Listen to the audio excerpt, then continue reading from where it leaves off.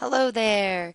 This lecture is going to give you an overview of what a job analysis is, some common methods of job analysis, and some common methods of recruitment to help you with your applied activities for chapters 3 and 4. So here's kind of the overview of what I'm going to cover in this lecture. And we'll end with some takeaways just to kind of give you some food for thought and just summarize and wrap up what we talked about. Okay, so let's first start with just a basic overview of job analysis. Now, you already read about job analysis in your chapter, but I really want to drill down into some of the things that I don't think were covered as well in the chapter and that are really important for you to know. So, a thorough job analysis is really the foundation for almost all HR activities. So, it's really the foundation of human resources. And job analysis is really the process of determining the tasks and activities of what an employee performs. So kind of the what the employee does. Also the conditions under which that they are performed. So the conditions, or kind of like the where of a job. Also the competencies. And competencies are really just knowledge, skills, abilities, and other characteristics that the employee needs to have to be successful. So that's going to be the who. Also, a job analysis helps you determine the work schedule and the type of contract needed to do the job. So schedule, so that would be our when. And finally, a job analysis really tells you about the importance of the position. How essential is it to the organization? So the why. Is the job essential? Why is it here? All right, so the job analysis, again, is vital to pretty much all HR functions, but especially employee selection. So job analysis. I had trouble there for a second. And selection. All right. Because think about it. If you don't know what it takes to do a job, you don't know who you need to hire, right? So, by identifying those tasks and the competencies associated with the job, it's possible to develop selection tests or interview questions to determine who is the best fit for that job. So, you have to know who the best fit is. And to know who's the best fit, you have to know what fit looks like. You have to know what it takes to do the job well. And then once you find that person that has the necessary knowledge, skills, abilities, and other characteristics for the job, then you can work on trying to hire them. Now, it's also important to note that a job analysis also is important for preventing legal challenges. So you really have to make sure that your selection system is screening employees based on actual things that they need to do on the job to reduce the impact of some sort of bias. So preventing legal challenge. So again, it helps you avoid using those non-job related variables to select employees. Selection must be job related. And you don't know if something's related to a job until you have a job description that comes from the job analysis. So also you can identify these things called bona fide occupational qualifications, or BFOQs. And those are when you make a personal attribute a job requirement. And you have to make sure that you really have concrete evidence that those personal attributes are required and necessary to perform the job. So for instance, there was a case like 10 or 15 years ago where some men sued Hooters because they didn't get hired as servers. And Hooters actually won the lawsuit and was still allowed to select women for the job because they were saying that they don't really sell food, they sell sex, and particularly they sell female attractiveness. So they were able to use being a female as a bona fide occupational qualification to hire employees because the job description suggested that that was legit. All right, so let's now look at some common job analysis methods. All right.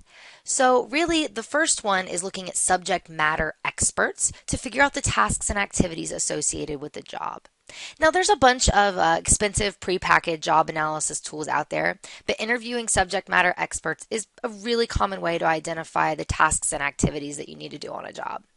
So the term subject matter expert really is just applied to anybody who has direct up-to-date experience with the job and is familiar with all the tasks. So it's usually going to be someone who is working in that job currently, or it could be somebody who is supervising that position, or you can even collect information from customers because customers kind of see what's going on and know what's important for doing a good job in certain jobs.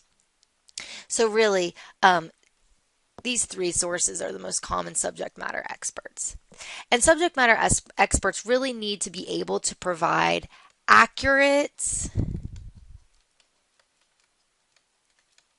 need to provide accurate information and effectively communicate their ideas. Now, this can be kind of difficult because sometimes employees may do things automatically without thinking about it and could have trouble identifying everything important about their job. If I had to sit down and write a job description or come up with everything that it takes for me to be a professor, I would probably kind of have a hard time because a lot of it just kind of comes naturally now that I've been doing it for a while. So sometimes that's difficult to do. Well, luckily, we have other types of strategies beyond subject matter experts to figure out what it takes to do a job. Now, these methods that I'm going to cover are less concerned with the tasks and activities and more concerned with the required competencies. So not what you do on the job, but what types of behaviors and what types of attributes do you need to have to do the job well. So the one that I want to focus on the most is the critical incident technique. So in addition to identifying those tasks and activities, the critical incident technique will help you identify what knowledge, skills, abilities, and other characteristics are successful for or are important for successful performance on the job. So this critical incident technique right here is really just used to identify actual incidents of job behavior. So you identify actual, critical incidents, right? Actual incidents of job behavior. And not just any old behavior, but job behaviors that really made the difference between a job's successful or unsuccessful performance. So critical incidents can be collected by supervisors and employees over time, and maybe even customers as well. So these also come from pretty much subject matter experts, but instead of having them sit down and ask them what it takes to do the job, you collect data over time to see what people are actually doing on the job. So employees, supervisors, and customers can provide this information, but they're not asked to recall it. It's more observational.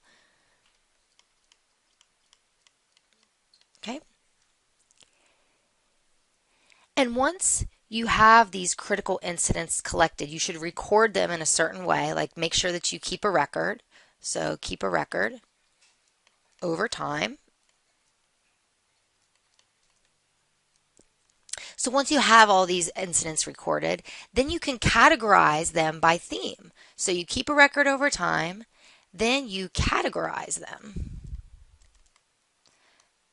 by theme.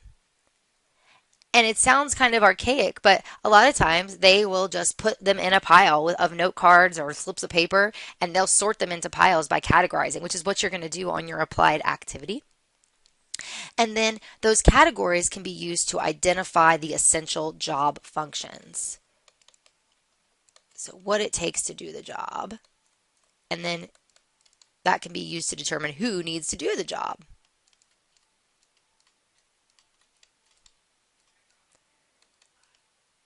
Those KSAOs, knowledge, skills, ability, and other characteristics. So for instance, maybe if you're looking at a server, you could say that there's lots of incidents of the server being really nice to people and helping them out. So maybe agreeableness is a really important characteristic for them to have. Or maybe well, certainly they're going to need to know how to do safe food handling, right, to prevent foodborne illness. And there's probably some critical incidences where somebody washed their hands, or maybe examples of poor performance, because critical incidents don't have to just be good. They can be good or bad.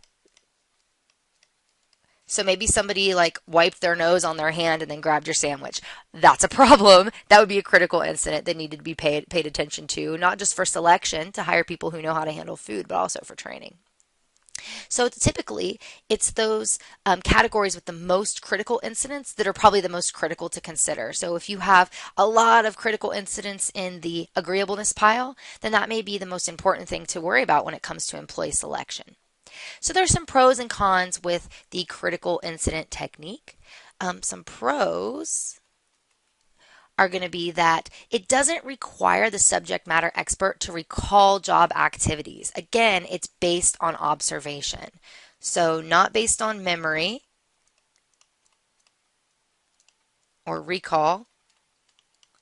It's based on observation, which is nice because, again, sometimes it's hard for people who are doing a job to accurately indicate everything it takes to do that job. Also, it helps you identify the most important behaviors for successful performance. So, most important behaviors.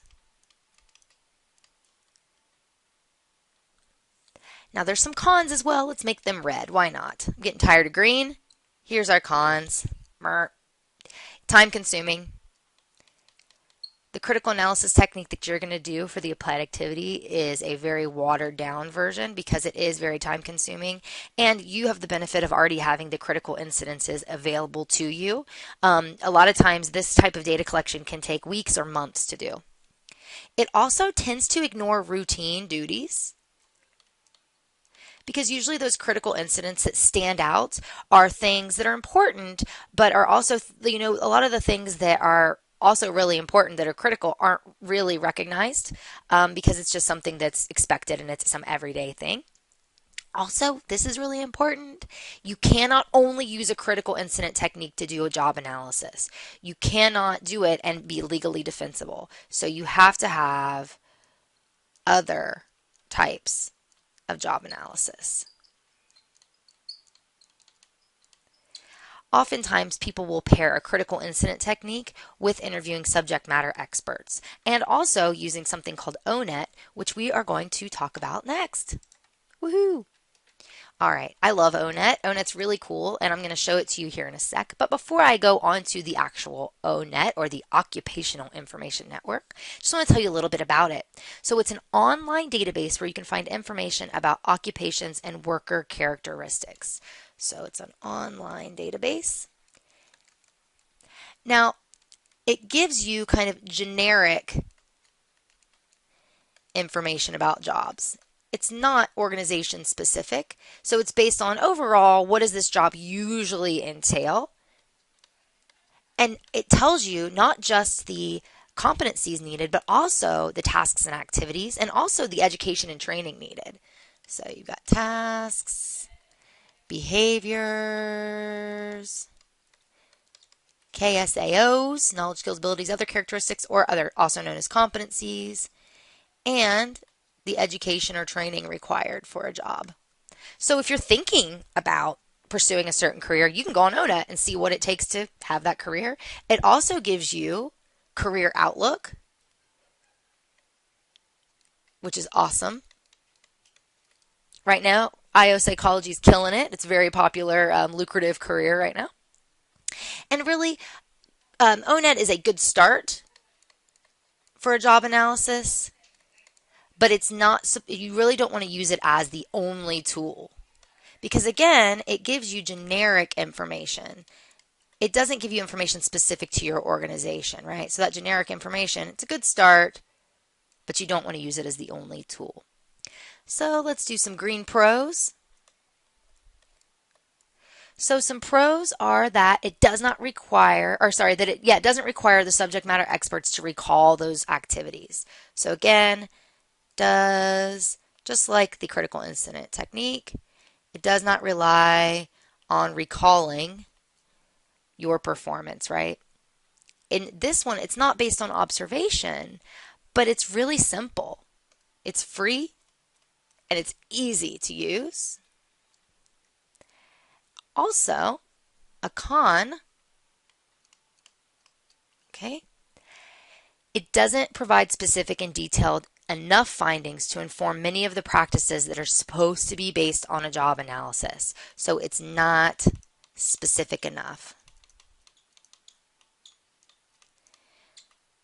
Again, it's a good start, but you're going to have to do it the old-fashioned way as well. So let's take a look at ONET real quick. It's pretty cool. Whoa, what was that thing? Keyboard's going wild. Okay, so let's hop on the internet here. So this is ONET, and you can get to it by going to onetonline.org. Now, I'm not going to show you everything here because it's a pretty bulky, pretty expansive website. You can do advanced searches, find occupations based on Bright Outlook, all kinds of things. But for now, let's just type in industrial organizational psychologist. Oh, there it is. Ooh, clinical's got a Bright Outlook. Last time I checked, IO had a Bright Outlook, but maybe we're flooding the market now. All right, here we go. So check this out. It's really cool. There's a section, tasks. So here's the tasks. You can expand it. There's a lot of tasks. Oh my goodness. The types of technology skills that you need, you can expand that as well. The fire ones mean it's frequently included in job postings. Ooh, I know SPSS. Oh, right. And Excel. The knowledge required, so obviously psychology, but a lot of other things that you may not expect. The skills, the abilities, right? Our KSAOs, right? Knowledge, skills, abilities. Here's the activities, detailed work activities. The where, right? The context. So we've got the who, the what, the where. And then this is like the job zone, kind of the education you need, types of experience, job training. Most IO psychologists have a doctoral or a master's degree. Some interests that can identify, if you should do this job. They have an interest profiler, which is really cool. You should definitely check that out and see, maybe if you're on the right track in college for the job that's best for you. Your work styles, your work values, and then related occupations. Of course, HR managers are at the top of the list. Then it also gives you the wages and employment trends. So that's pretty amazing. Maybe I went into academia accidentally. Man, that's awesome. I love my job, so it's worth it. But you see, it's very, very thorough. Provides a lot of information. It's really cool. It's a really good start. And even if you aren't an HR professional and you just want to investigate different jobs and bright outlooks, you can do that. Like you can literally just look at jobs that have a bright outlook, rapid growth, go. Ooh, accountants. Fun. All right. Oops. Oh, well, we'll just have an extra page. All right. Okay, so now let's think about different recruitment methods. And really for this lecture, I'm just going to focus on recruitment methods for entry-level jobs. All right, so once you know what type of employee that you're looking for and you've determined the labor demand, right, you got to make sure that it's actually needed and there's a demand for the job, then you can start employee recruitment. And effective recruitment strategies are really the key to having a strong workforce because without a qualified pool of applicants who are a good fit for the organization, there's really no way to hire the right person for the job. So there's really no amount of selection tests or interviews that are going to make up for a lack of people to choose from. So you need a pool of good fit, qualified. And when I say good fit, I don't just mean qualified because you have to make sure that people are right for the culture of an organization as well and are right for the nature of the job and the types of people they're going to be interacting with. So you need a pool of good fit, qualified candidates before you start to care about selection. Because if you don't have anybody to choose from, you can't really do much. All right? So employers, IO psychologists, and HR managers devote a ton of time and effort to understanding what jobs need filled and creating attractive and well-targeted recruitment strategies, and also monitoring the success of those recruitment strategies and then adapting future recruitment strategies based on past successes. So you first need to determine what jobs need filled. Then you need to develop attractive and targeted recruitment.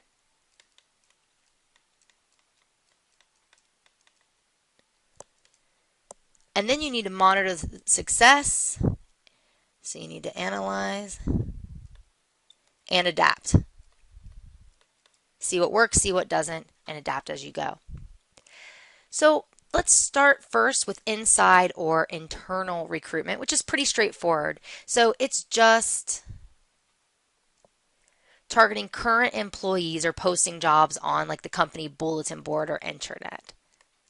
So you're targeting current employees for either lateral movement or promotion. So there's pros and cons to this. Let's go back to our green. Our pros.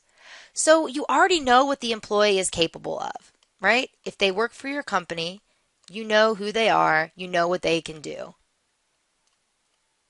So you know what their capability. Don't judge me if I misspell. Know what their capabilities are. All right. Also, you can do something called succession planning, which is really, really awesome. It's being really thoughtful about future promotions and lateral movement. So succession planning is when you target employees with potential and then you prepare them through training or job rotation or special assignments or mentorship. And you prepare them for promotions to high-level leadership positions that are likely to become vacant in the near future. So you are basically grooming great employees, knowing that an opportunity is coming up soon that they might be good for. Also, promotions can provide an incentive to employees.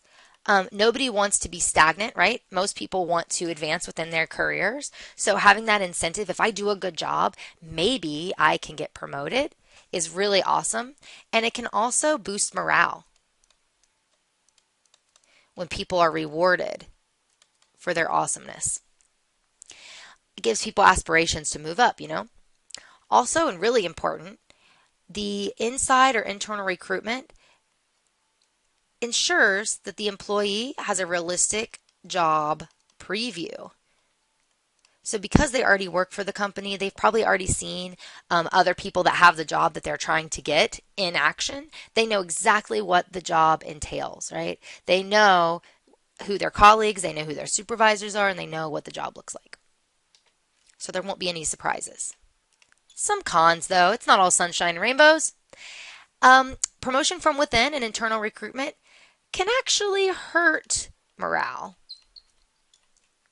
If employees who apply for promotions or transfers do not receive them. Wah, wah, not promoted. It can also be difficult when somebody who used to work with you gets promoted to a position above you. That transition tends to be really difficult for the person who got promoted because now they need to have, power and authority, and it feels really awkward to go back to your former colleagues and tell them what to do. Also, hiring from within leaves the former position vacant. So it leaves their current position vacant. So they still have to hire somebody to fill the slot that was left behind. Now, this is okay if the promoted position is more critical to the company's primary functions, and it'll be easier to recruit externally for the position that's left vacant, which is usually the case because usually someone's leaving a lower level job and it's easier to recruit externally for those jobs. Also, too much promotion from within can stifle creativity. My pen's extra squeaky today. It's pretty annoying, but that's okay. So it stifles creativity because managers really tend to maintain the status quo, and there's no fresh ideas or practical experience in management elsewhere coming into play. So Nevada State College tends to promote from within quite a bit, and it's really nice because a lot of times the people in more leadership roles have done what we've done. They know what we're all about, but a lot of times I think that people kind of get stuck in an old way, and so when we bring in fresh leadership, sometimes they may not be as familiar with our culture and our mission, but they get there and they bring in fresh new ideas and approaches that can be really, really helpful. All right. Now let's focus on outside or external recruitment. When you go beyond the confines of your organization and you advertise jobs outside to the public. Okay. So really effective outside recruitment advertising needs to attract attention. So it needs to attract the attention of the public. It needs to be eye-catching and well-structured. It also needs to create interest and motivate qualified people to apply. So create interest and motivate the right people to be like, ooh, that sounds good. I'm going to apply for that job. Also, make sure that you're explaining why someone would want the job for that. Okay? Another thing you can do when you're trying to motivate the right people is highlight the desirable opportunities for development and advancement within the field, because usually you want to hire people that want to get promoted and want to do well and move up in the company. Also, effective recruitment helps you screen unqualified applicants if you do it right.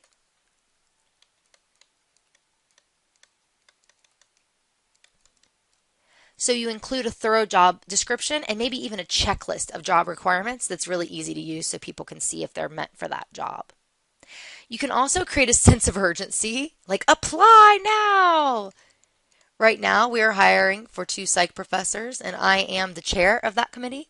And so we put a pretty early date on our application of when we're going to start reviewing so that they will hopefully apply sooner rather than later. Like, please apply now. You may miss your chance. Also, you want to make sure that it's cost effective and timely. So you need to carefully consider the utility of the method based on past results with the strategy, right?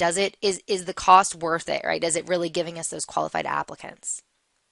And then you want to make sure that you begin your recruitment well in advance to provide adequate time for the selection process.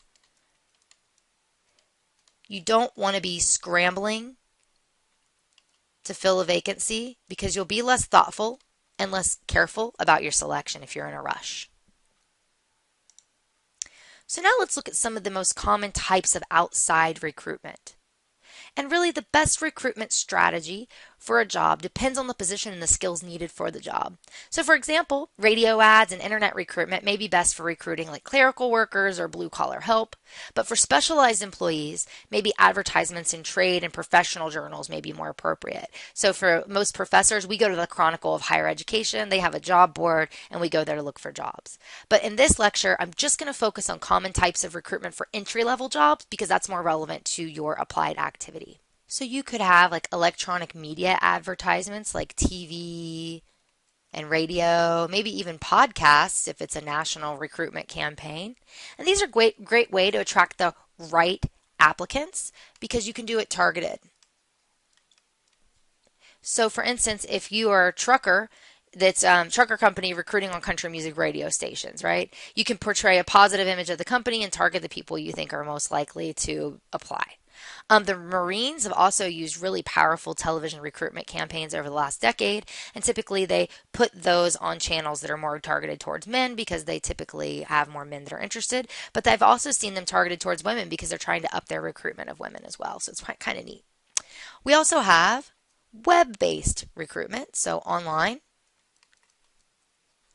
So you can have like employer websites.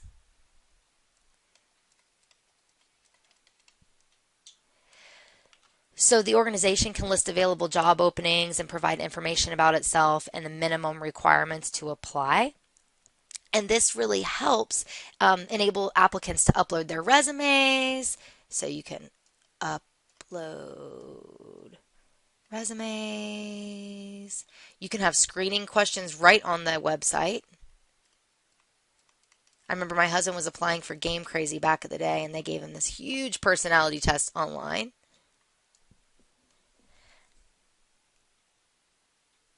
Okay. And you can also answer questions and take employment tests. So you can have Q&As on there too, and employment tests, or even give them a realistic job preview. And a lot of times, employer websites are going to have like a .jobs this designation. So like target.jobs will take you to the site from Target that has all the jobs listed and the places to apply. I think we also have nsc.jobs as well. Also, internet recruitment sites. So not employer-based, but just general recruitment sites. So let's see. Some popular ones would be, I think Indeed.com is kind of on the rise. So like Indeed, Monster.com, Career Builder, Hot Jobs, Career Bank. There's a ton of them. Hot Jobs.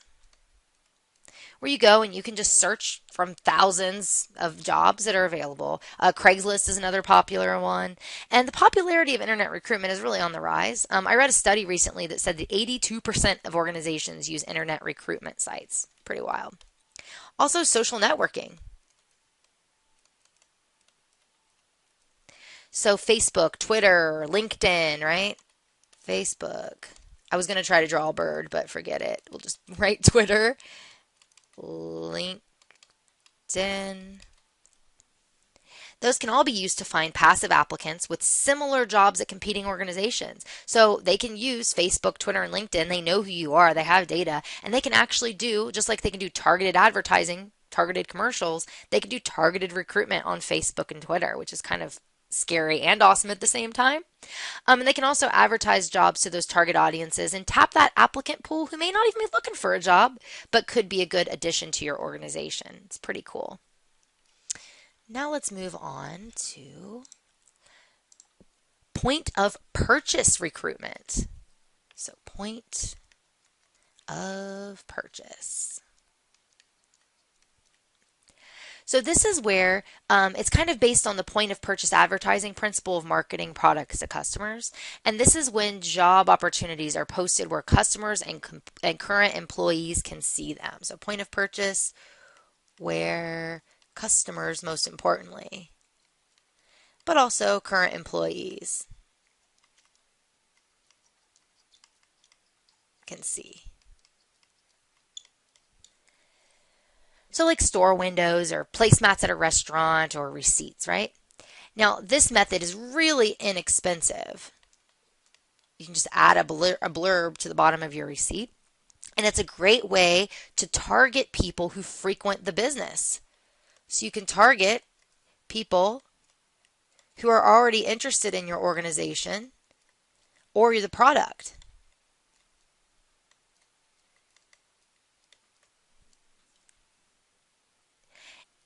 So for example, Cabela's needs employees who have extensive knowledge of hunting and fishing, and they find it much easier to hire customers who are already knowledgeable and excited about hunting and fishing than to train new employees from scratch who don't really care about those things. So those customers are frequenting the store, they're already interested in what's going on there, and they may be interested in the job because it fits their interests, and they get a discount on the merch.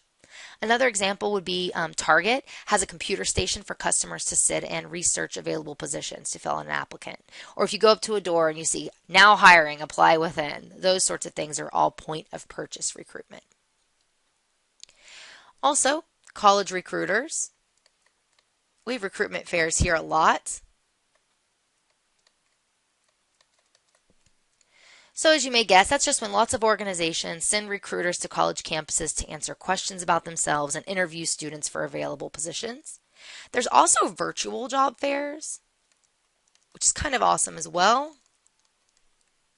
It's cheaper than in-person job fairs, and students and alumni can use the web like Zoom or Skype to visit with recruiters from hundreds of organizations just from the comfort of their own home. Also, another really important form of outside recruitment and a really successful form is employee referrals.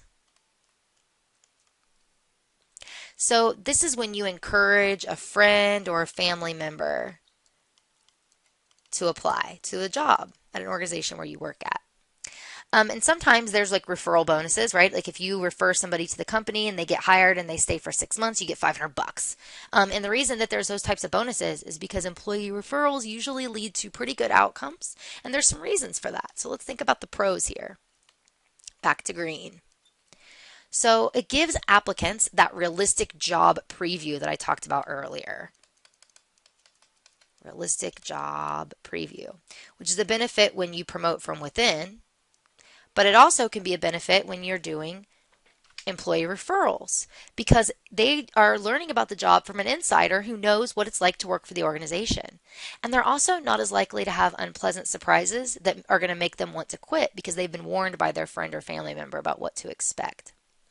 Also, it's easier to acclimate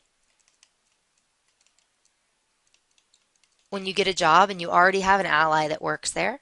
And they can help, introduce you to other people and help make sure, kind of look out for you and have your back and maybe be your mentor on the job. Also, employees and friends are likely to have similar personalities and abilities. So if the employee is successful, their friends should be as well. Similar to, we'll put successful employees. So maybe you don't want to think about referrals from employees who aren't very good and aren't very responsible, and maybe strongly consider the referrals from employees who are amazing. Now, it's important to note, though, that relying solely on referrals can really limit the diversity of your workforce. So you have to be really careful, and you don't want to only use referrals. Because again, the principle of this is really that employees and friends are likely to have similar personalities and abilities. Well, employees and friends are likely to have friends that, or employees are likely to have friends that look like them, right? So you need to be really careful when you develop a referral program to ensure that the referral pool is representative of the ethnic makeup of the qualified workforce in the area. And again, make sure you're using a variety of methods and do targeted outreach to underrepresented groups. All right, so the key takeaways here, job analysis is really just figuring out what it takes to do a job and then who you need to do that job. And that information informs pretty much all the functions of HR. Subject matter experts are a really common source of information for job analysis, and those are just employees, supervisors, and even customers. Then the critical incident technique and ONET are also common sources of information for job analysis. Remember, the critical incident technique is just taking real world examples of things that people have done on the job, collecting that information over a period of time, categorizing those incidents, deciding which themes are popping up, and then figuring out what's the most important thing to select or train for. And then ONET is just what I showed you online. It's already there, it's available, but again, it's problematic because it's not specific to the organization. And again, there's also many types of internal and external recruitment strategies. I barely scratched the surface on the ones that I covered, but you have to know that the best strategy really depends on the nature of the job and what has worked in the past and realistically what the company can afford. So I hope you feel full of knowledge and ready to tackle your applied activity.